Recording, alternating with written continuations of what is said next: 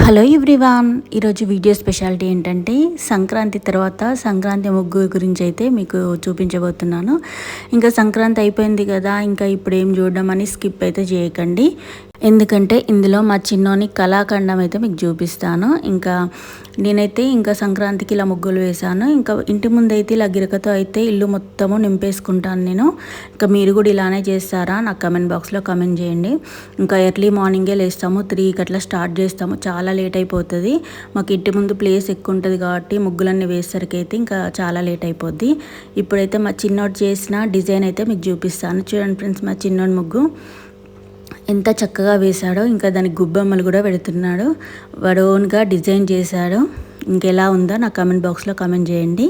ఇంకా నెక్స్ట్ ఇంకొక డిజైన్ కూడా వేశారు. అది నెక్స్ట్ వీడియోలో మీకు చూపిస్తాను. వీడియో నచ్చితే సబ్స్క్రైబ్ చేసుకోండి. Thanks for watching. Bye bye friends.